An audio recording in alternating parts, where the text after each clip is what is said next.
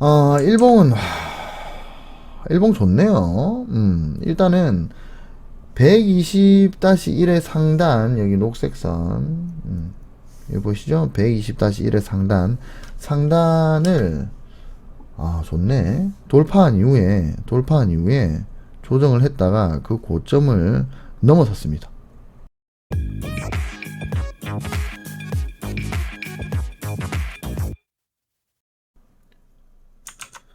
반갑습니다. 2023년 2월 16일 기관의 눈. 어제 기관이 주목한 기업은 이마트입니다. 바로 들어가 보죠. 2023년 2월 15일에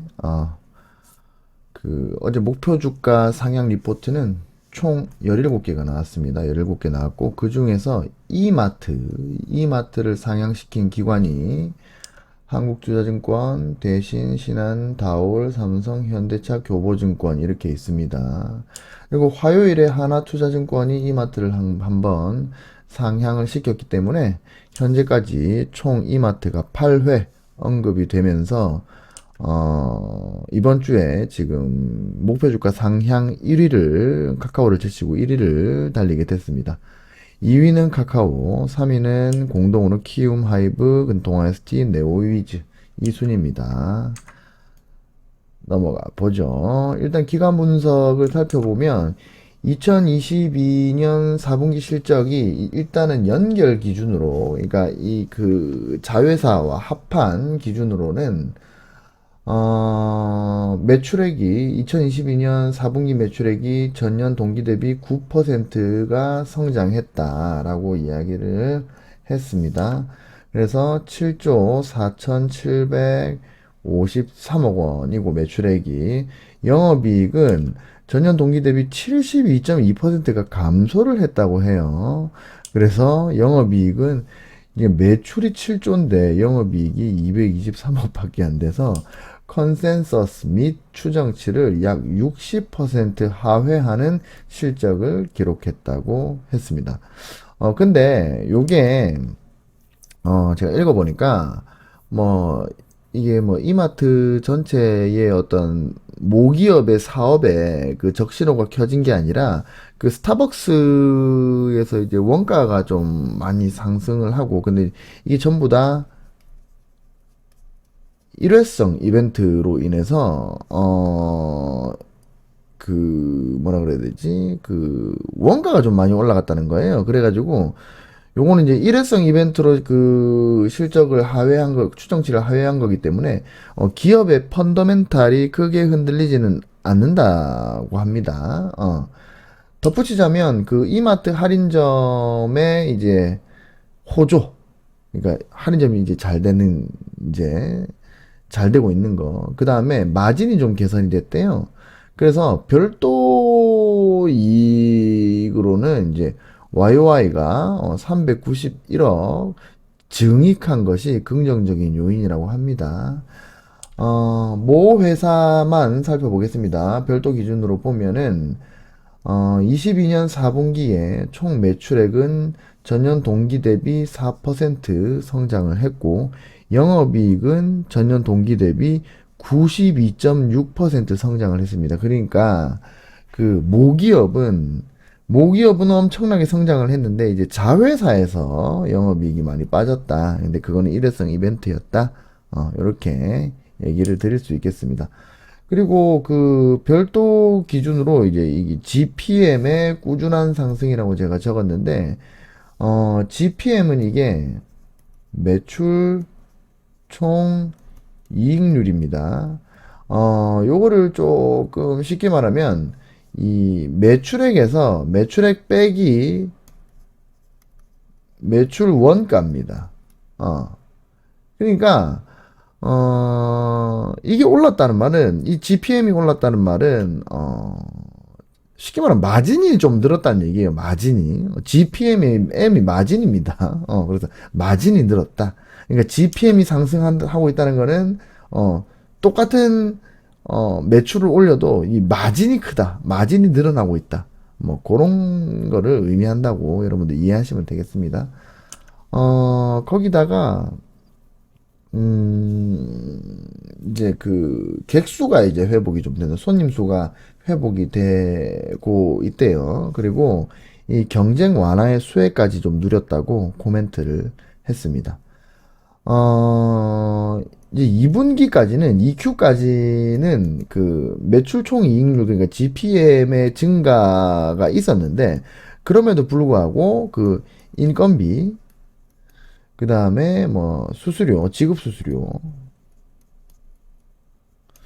요런 이제 어떤 판관비, 어, 판관비가 늘어나면서 별도 이익은 이제 지속적으로 2분기까지 좀 부진을 했어요. 그러다가 이 3분기, 3Q를 기점으로 이제 증이익으로 전환이 됐습니다. 그 무엇보다 올해도 이제 GPM이 계속해서 이제 마진율이 계속 개선되는 가운데 있다. 그리고 판관비, 원래 이제 EQ까지는 판관비 때문에 GPM이 상승하는데도 불구하고 판관비가 늘어나면서 이제 영업이익이 조금 부진했었는데, 이제 올해는 GPM도 개선이 되면서 판관비 역시 효율적으로 집행이 될 거다. 그래서 증익 트렌드가 유지될 전망이다. 라고 코멘트를 했습니다. 기관에서는. 자, 그리고 마지막으로 대형마트 규제 완화라고 적어놨는데, 지난해부터 그 대형마트 규제 완화 움직임이 포착된다는 것도 긍정적인 요소입니다. 지금 현재 보수 정부죠. 보수 정부니까 이 보수 정부는 뭐를 하고 싶어 하죠? 규제를 완화시키고 싶어 합니다. 예정된 수준인 거죠? 더군다나 그 지금 이마트와 이마트의 우리 회장님과 이 대통령께서 사이가 좋아요. 옛날부터 서로 SNS로 막 이렇게 소통하시고 사이가 좋습니다. 그러니까 아무래도 지금 대통령 스타일상 이마트를 좀 밀어줄 가능성이 좀 있다. 그리고 지금 현재 통상적으로 이제 그 평일 매출이 총 이제 한 300억 정도, 그 다음에 주말 매출은 이제 500억 정도로 추산이 되고 있답니다. 그리고 의무 휴업일이 있는데 그 전후로 이 100억 원이 나눠진답니다. 앞뒤로 매출이 나눠지는 100억 원의 매출이 앞으로 50억, 뒤로 50억 이렇게 나눠지는데, 현재 주말 2회의 의무 휴업일이 있는데 이게 평일로 바꿀 경우에는 월 매출액은 이제 320억 원, 연간으로는 3,840억 원이 늘어나게 된답니다.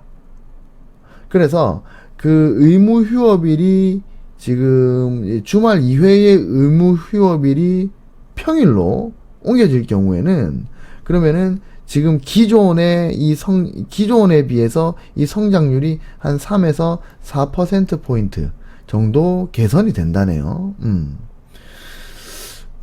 그리고 이렇게 되면은 이제 의무 휴업일을 이제 평일로 이렇게 바꾸게 되면,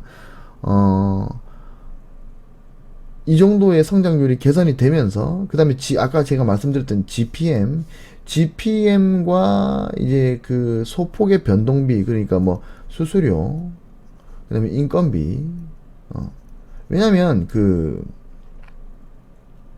다음 전기요금, 이런 게 다 달라지겠죠?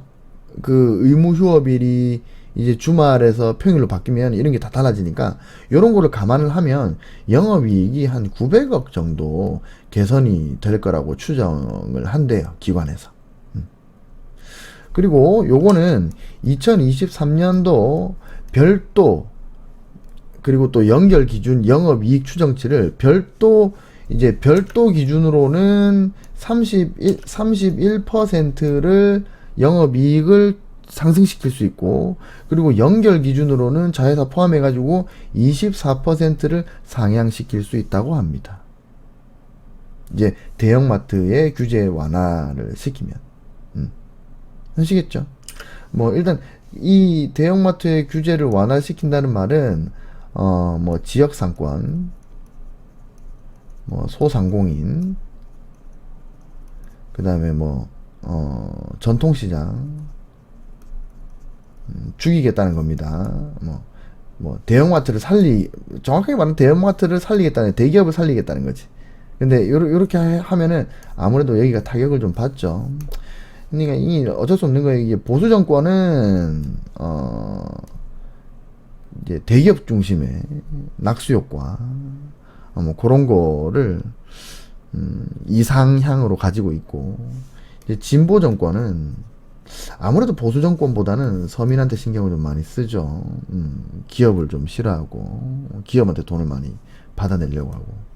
주식하는 사람들 입장에서는 그러면은 보수 정권이 기업한테 더 좋으니까 보수 정권에 들어서야 된다라고 이렇게 보통 착각을 합니다. 근데 여러분들 보시면 이제까지의 코스피의 역대 이 대통령, 이제 그 진보 대통령, 보수 대통령 요렇게 확인을 해보시면은 뭐 그렇지만은 않아요.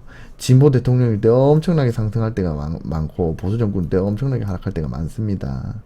뭐 아닐 때도 있고. 그래서 그런 건 중요하지 않다. 결국에는 증시는 대통령이 누가 되고 뭐 집권을 보수가고 뭐 진보가고 이거랑 크게 상관이 없다. 아시겠죠? 여튼 뭐 정치 얘기는 하기 싫으니까 넘어갑시다. 자, 그 다음에 간단하게 좀 더 살펴보면 이제 5년 평균치에 비해서 지금 퍼가 무려 절반이나 떨어져 있습니다. 그리고 PBR도 거의 절반 가까이 떨어져 있죠.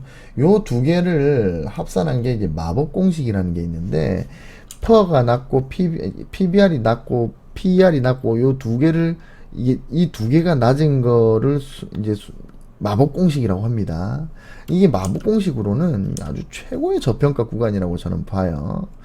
5년 평균보다 이제 자기 자본 이익률이 이제 거의 한 22% 정도 높은 상태고, 영업 이익률은 이제 많이 저조한 편인데, 이건 아까 말씀드렸다시피 일회성으로 돈이 많이 나갔기 때문인 걸로 제가 판단이 됩니다.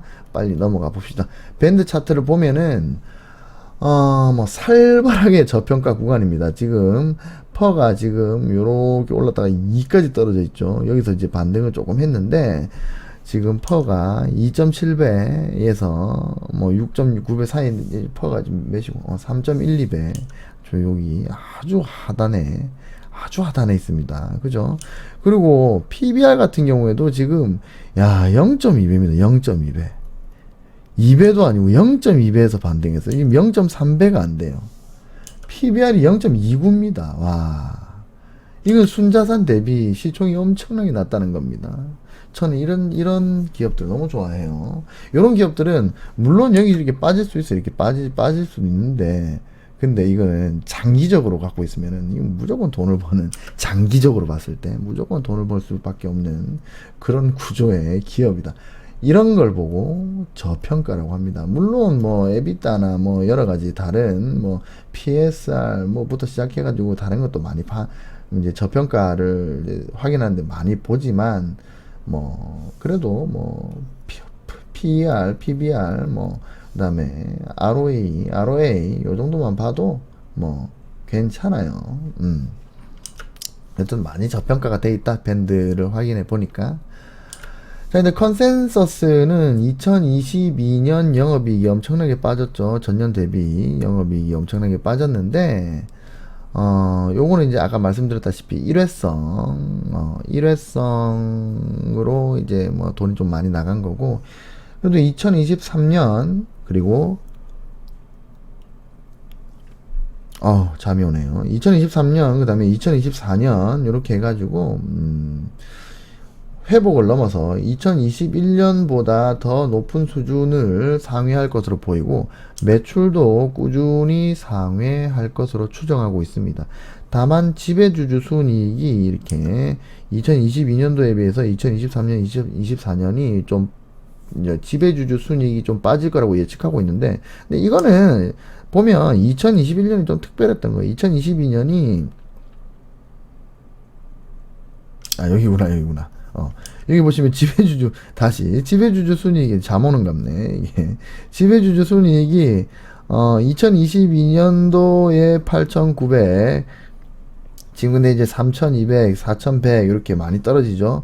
근데 이게, 지배주주 순이익이 떨어지는 게, 알고 보면 2021년도가 너무 높았다. 그죠? 너무 높았고, 그래서 이제 기저효과로 엄청나게 많이 빠지는 것처럼 보이지만 실질적으로는 뭐 2019년, 2020년 요 정도 수준을 2023년, 2024년에 더 뛰어넘을 거다. 그러니까 전반적으로 크게 장기적으로 봤을 때는 뭐 그렇게 하락하는 건 아니다. 앞에가 너무 높았기 때문이다. 아시겠죠? 2021년이 그렇게 말씀드릴 수가 있고, 그걸 제외하면 준수한 수준으로 성장을 할 것 같다. 이렇게 말씀을 드릴 수 있겠습니다. 투자 의견 분포도는 이제 지난달에는 이제 매수 의견이 12개였는데 올해 이번 달에는 11개로 바뀌었어요. 그러면서 중립이 하나 늘어났죠. 아마 여기 있는 기관이 하나 이쪽으로 옮겨졌나 봐요. 자, 차트 궁금해지니까 차트 봅시다. 제가 이제 주봉하고 일봉만 보려고 그랬는데 월봉 잠시 간단하게 말씀드리려고 월봉 잠시 보고 갈게요. 월봉 보시면 지금 여기에 저점이 낮아졌습니다. 그죠? 지금 현재 여기 있는 거고, 저점이 이렇게 낮아졌는데 지금 MACD가 상승을 했죠.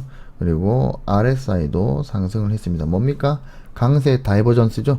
제가 그 MFI도 살펴봤는데 MFI는 다이버전스가 나오진 않았어요. 사실 MFI 다이버전스가 MFI나 OBV 같은 다이버전스가 이런 MACD나 RSI보다 좀 더 정확합니다. 왜냐면 거기는 거래량이 들어가기 때문에 좀 더 정확한데, 여튼 제가 OBV는 확인을 못했고, MFI는 강세 다이버전스가 나오진 않았습니다. 하지만 RSI의 다이버전스도 꽤나 강력한 편이고, MACD의 다이버전스도 꽤나 신뢰할 만한 편이기 때문에, 다이버전스는 스타캐스틱만 다이버전스 안 보면 됩니다. 스타캐스틱은 다이버전스의 신뢰도가 좀 적다. 여튼 그래서 요거는 좀 참고를 하시려고 제가 월봉을 잠시 갖고 온 겁니다. 자, 주봉 보시겠습니다. 주봉은 일단 이 상단에 두 포인트를 기준으로 하단을 잡아봤어요. 하단을 잡아봤는데 일단은 제가 요렇게 끄었습니다. 요렇게 끄었는데 이렇게 끄면은 지금 이제 이 부분이 트랩이 되는 거죠. 이 부분이 트랩이 되는 거고, 만약에 제가 하단선을 요렇게 안 끄고 하단선을 요렇게 끄었다면은 그러면은 이 자리가 페일링이 되는 거죠. 그래서 뭐가 맞다고 제가 확실하게 말씀을 드릴 수는 없습니다. 근데 일단 저는 중단선의 움직임을 판단해서 최근 자리가 트랩이다 라고 생각하고 이렇게 끄은 거예요. 왜냐면 중단선에서 첫 반등이 이제 이렇게 나왔으니까 여기를 중단선으로 맞춰 보니까 여기도 저항이 나왔고 여기도 지지가 나왔고, 그죠? 그리고 여기도 지지가 나왔고 여기도 저항이 나왔습니다. 그리고 여기도 지금 저항이 3포인트째 나오고 있죠. 그래서 저는 이게 트랩이고 여기가 정상적인 밴드 하단 부분이다 라고 저는 이렇게 판단을 한 겁니다. 그리고 또 하나는 여기에 스파이크 패턴이 나왔기 때문이기도 해요. 이런 거는 보통 공포 상태에서 미친듯이 집어 던지는 거거든요. 그러면은 채널 하단을 완전히 순식간에 이탈해 버리는 경우가 많이 생깁니다. 그러니까 공포로 인한 일시적인 오버슈팅이 나오는 거죠. 그러면은 그런 오버슈팅은 바로 회복이 이렇게 스파이크 패턴으로 올라가는 경우가 많기 때문에 저는 그래서 이 자리를 트랩으로 본 거다. 아시겠죠? 이랬을 경우에 일단 여하튼 지금 채널 하단에서의 여기도 반등이 한번 있었죠. 그래서 채널 하단에서의 하단 부근에서의 반등이고, 그리고 아직 하단 부근에 있기 때문에 상대적으로 매우 저렴한 구간에 존재한다는 것을 알 수 있습니다. 주봉상에. 그리고 또 120-1의 이 하단선을 지금 돌파를 했죠. 120-1의 하단선을 돌파를 해서 원래는 이상 하락 주가 상태였는데 이제 정상 주가 상태로 진입을 하게 된 겁니다. 이번 주에. 아시겠죠? 요것도 좀 다행이라고 생각이 됩니다. 다만 이제 조금 주의를 해야 될 점은 지금 조정 없이 지금 위로 달리고 있잖아요. 조정 없이 상승만 하고 있기 때문에 일정 시간이 지나면 이게 어디까지 올라갈지 모르겠지만 일정 시간이 지나면 분명히 차익 실현 매물이 출회가 될 가능성이 있습니다. 요런 구간에서 샀던 사람들이 이제 요만큼 많이 먹었으니까 요 정도에서 나는 이제 일단은 매도를 하고 다음 눌림목을 잡아야 되겠다. 이렇게 생각하는 사람들이 분명히 있어요. 외국인 기관 아니면 개인들 다 있습니다. 그래서 여기서 매도 압력이 조금 높아지면은 조정이 나올 확률이 있다. 그래서 만약에 이게 상승 M 파동으로 이렇게 간다고 예측할 거면 일단 1파는 포기를 하고 2파에서 조정이 나오는 걸 본 다음에 어느 중요한 위치에서 예를 들어서 이게 이렇게 올라갔다가 예를 들어서 요렇게 반등을 할 때 요럴 때 진입을 하는 게 좀 더 합리적이겠다. 조정 가능성이 있다는 말이에요. 일단 그리고 21선하고도 지금 이격이 좀 심한 편이죠. 지금 여기 있는데 21선 여기 있어요. 보통 이 정도의 이격은 정말 급등을 할 때 요럴 때나 나오는 건데 지금 생각보다 이격이 좀 커요. 그래서 그 21선과 이격을 좀 줄이는 조정이 나올 수 있다. 그리고 지금 보시면 볼린저 밴드의 하단이 지금 요렇게 살짝 돌아가고 있죠. 이 돌아가고 있다는 말은 뭐냐면 여기서 횡보나 하락이 나올 수도 있다는 겁니다. 물론 더 올라갈 수도 있지만 저는 모르지만 일단은 볼린저 밴드 얘가 계속 강하게 치고 나갔으면 얘도 계속 이렇게 떨어져야 되는데 그러다가 어느 순간 여기서 이 상승 추세가 약간 이렇게 멈추면 그러면 얘가 이렇게 쏙 돌아가게 돼 있어요. 표준 편차의 원리입니다. 여튼 그렇기 때문에 여기서 살짝 돌아갔기 때문에 조정도 한번 고려를 해 보는 게 좋겠다. 아시겠죠? 일단 DMI 같은 경우에는 좋네요. DMI는 지금 이제 플러스 D가 마이너스 D와 이제 폭을 조금 이제 일단 여기서 상방 돌파를 했고 이 자리에서 플러스 D가 마이너스 D 상방 돌파했고 붙었다가 다시 지금 떨어지는 그런 모양새입니다. 이제 폭이 넓어지죠. 그러면 이제 얘가 ADX가 이렇게 돌아가겠죠. 근데 다만 제가 조금 여기서 좀 신경을 좀 써야 되는 부분은 뭐냐면 ADX가 지금 이렇게 돌아 나가려고 할 때 이럴 때 저는 왠지 볼린저 밴드 20-2가 수축을 할 수도 있다라고 생각을 합니다. 수축 가능성이 있어요. 왜냐면 지금 너무 상방으로 치고 올라갔기 때문에 물론 이까지 쭉 올라갈 수도 있지만 만약에 여기서 조정이 시작되면 그러면 볼린저 밴드의 폭이 이렇게 수축할 거 아니에요. 근데 수축하는 동안에 ADX가 이제 돌아가는 그 타이밍이면 얘랑 같이 이 타이밍이 안 맞으면 그러면은 그 폭발이 잘 일어나지 않습니다. 그렇기 때문에 이 밴드가 수축을 한 이후에 다시 넓어지는 스퀴즈 이후에 익스펜션 확장이 되면서 이 상방을 때릴 때 그때 ADX도 돌아 나가면서 플러스 D가 위에 있는 상황, 요 상황이 제일 좋은 폭발의 시작 상황이다. 요거는 여러분들이 생각을 한번 해놓고 있으시면 됩니다. 아시겠죠? 그러니까 볼린저 밴드도 수축을 한 이후에 이렇게 확장하는 시기에 ADX도 함께 하단에서 상방으로 돌아 나가는 포인트가 매수의 적기가 되는 겁니다. 아시겠죠? 일봉 봅시다.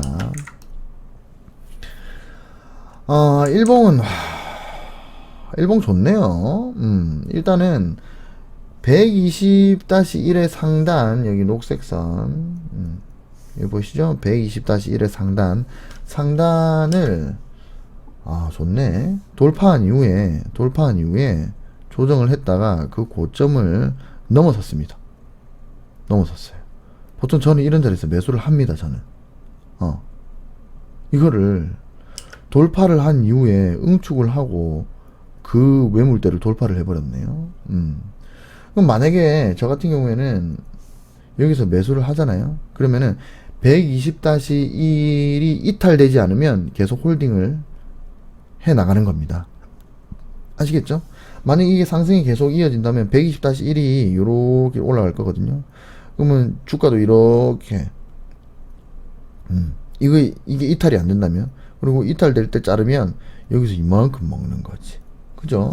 저는 이런 매매를 선호를 하는데, 일단 이 120-1 상단을 돌파했다가 여기서 조정을 하고 그 다음에 그러니까 응축을 하고 상방을 돌파해 가지고 지금 요렇게 나와 있는 상태다.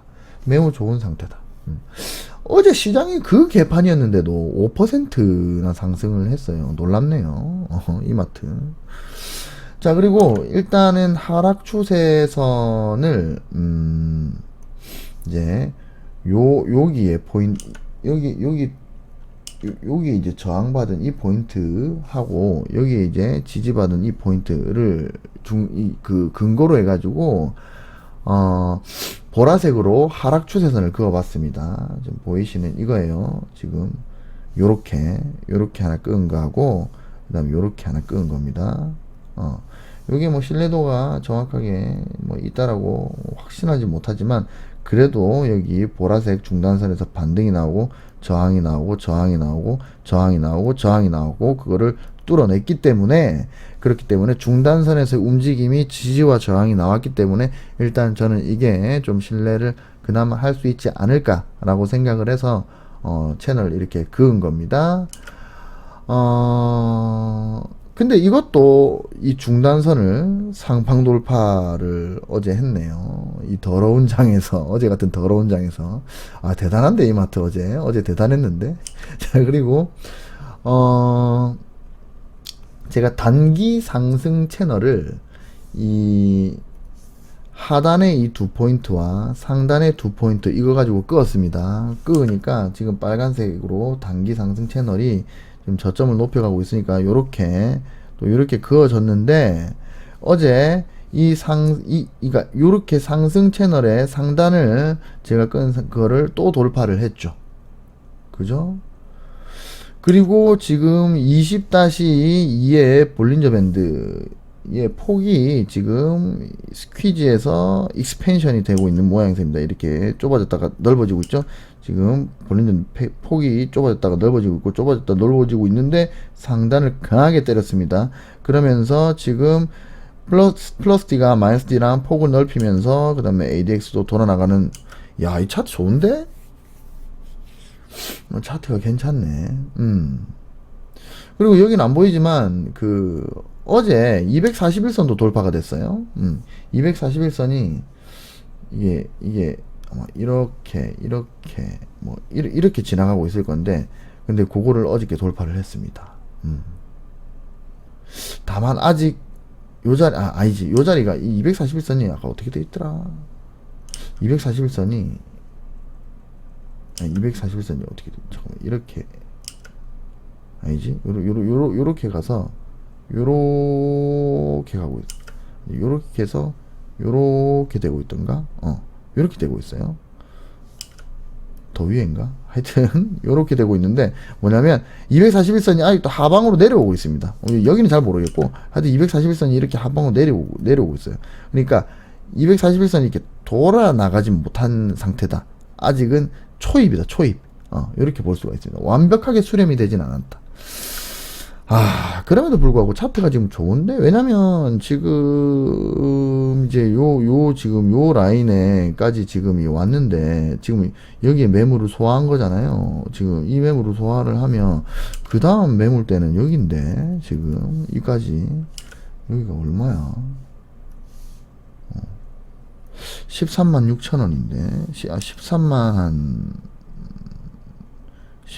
8천원 정도 되겠네요. 13만 8천원 정도 되겠는데 안 그래도 지금 기관들이 보통 13만원 정도까지 올렸더라고요. 목표 주가를. 야, 근데 지금 이게 볼린저 밴드 120-1의 상단도 뚫었어. 241선도 뚫었어. 그 다음에 볼린저 밴드 20-2는 지금 익스펜션 중이야. 그리고 채널의 상단을 뚫었어. 그럼 이게 만약에 이게 올라가서 조정을 받는다 하더라도, 여기서 조정을 받는다 하더라도, 만약에 여기서 반등이 나온다면, 야, 그러면 이 자리는 정말 좋은 자리인데, 요 자리 들어가도 돼요. 지금 제가 봤을 때는. 근데, 코스피가 너무 개판이라서 조금 그렇긴 한데, 요 자리 들어갔다가, 이게 만약에 이 채널 안으로 들어오면 그러면 그때 끊으면 되지. 아니면은 여기서 일부 사고 만약에 이탈될 거를 대비해가지고 지금 120-1이 요렇게 가고 있으니까 얘가 지금 요까지 120-1이 이렇게 만약에 이게 상승을 계속 하고 있다면 이렇게 갈 거니까 얘가 얘가 이제 떨어져도 요렇게 될 거 아니에요. 그러면은 요 사이 요 섹터에서 평단을 맞추는 거지. 그러면 이제 한 요 정도 평단이 되겠네요. 요 정도 여기 요 고점 요 정도 평단을 맞춰 놓으면 120-1의 상단을 만약에 계속 타고만 간다면 이거 홀딩해도 괜찮은 거고, 여기도 괜찮고 여기도 괜찮고 상당히 이거 마음에 드네. 너무 마음에 드는데 문제가 있어요. 문제가 코스피가 지금 너무 개판이라서 아쉽네요.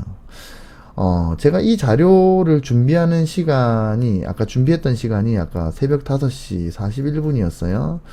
미국장이 다우 빼고는 상승세로 돌아선 상태였거든요. 나스닥은 0.5% 상승 중이었고, 원래 계속 하락을 했었다가, 혹시나, 일단은 코스피가 지금 엉망인 상태이긴 한데, 지금 미장이 지금 어느 정도 회복을 했기 때문에 내일은 보합세가 될 수도 있겠다.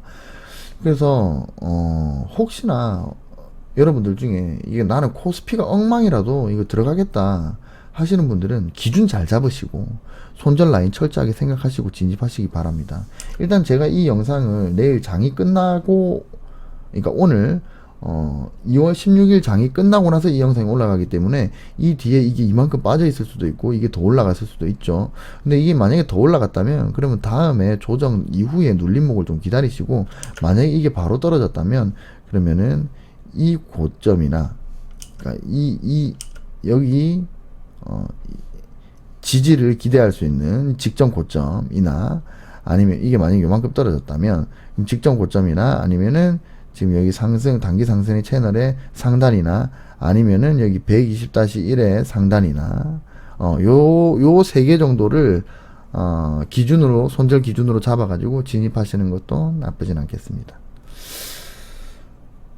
그럼에도 불구하고 제가 말씀드리는 거는, 꼭 말씀드리고 싶은 거는, 아무리, 제 마음에 드는 좋은 차트라도, 까딱 잘못하면 한순간에 이만큼 빠질 수 있다는 거, 그게 주식이라는 거 아시겠죠? 한두 번 본 거 아니죠? 저 같으면은 일단은 이 채널 상단이나 아니면 120-1 요 정도를 손절 라인으로 잡고 한번 들어가 볼 것 같습니다. 아시겠죠?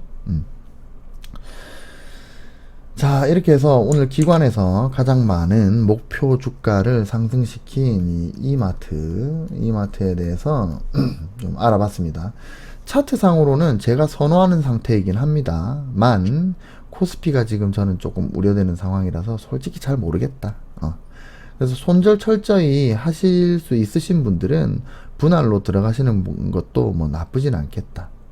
그럼 여러분, 이게 중요한 건데, 수익이 나면 그거는 여러분들의 덕입니다. 여러분들의 덕이고, 만약에 여러분들이 제 영상을 보고 진입을 했는데 손실이 나잖아요. 그것도 여러분들의 책임입니다. 왜? 제가 여러분들의 손가락을 마우스에 강제적으로 누르게 하진 않았으니까. 그죠? 성인이니까 무슨 말인지 다 알아들으시죠? 자, 마지막으로 저는 상승할지 하락할지 모릅니다. 그저 만약 제가 이 종목에 투자한다면 최소한 이 정도는 알아보고 이 정도의 기준은 세우고 매매에 임하겠다, 이 이야기를 하고 있는 겁니다. 아시겠죠? 오늘도 수고하셨습니다. 잘 자요. 안녕.